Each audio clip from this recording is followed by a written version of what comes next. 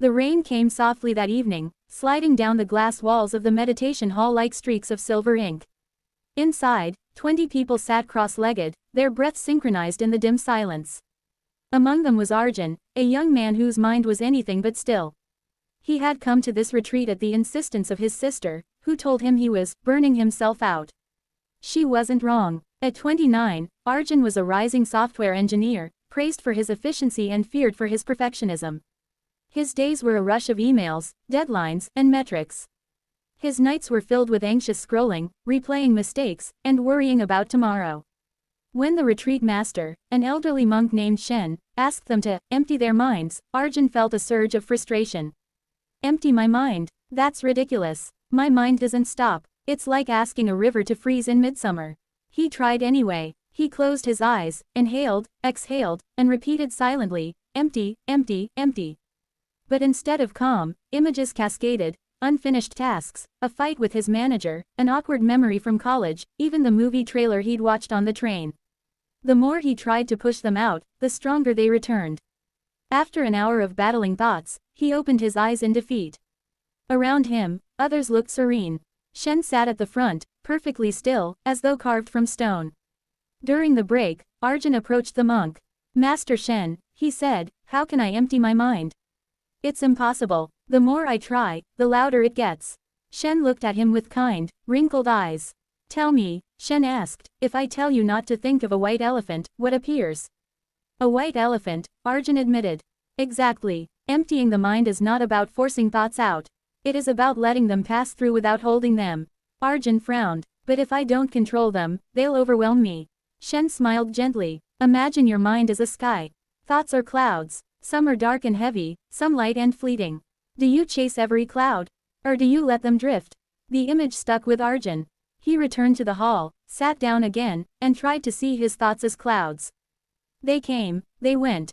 Some lingered, some dissolved. For a brief moment, he felt a flicker of stillness beneath it all, like a clear blue sky waiting behind the storm.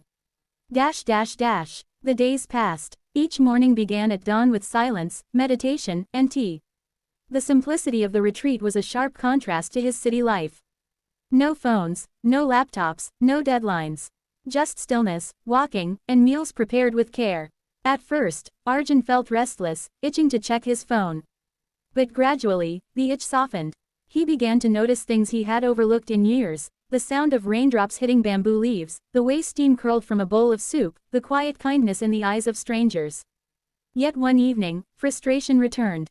During meditation, an avalanche of thoughts tumbled in: his mother's expectations, his career path, the fear of failure.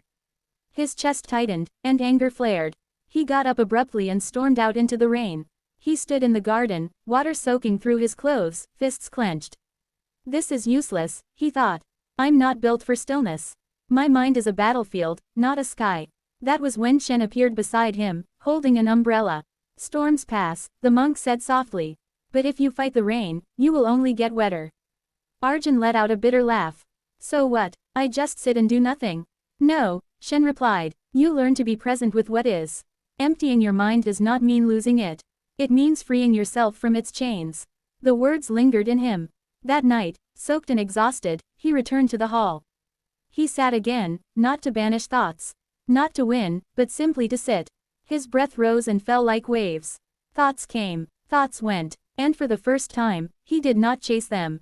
On the final day of the retreat, Shen gathered the group. He poured tea for everyone, his movements unhurried, deliberate, as if each motion was its own meditation.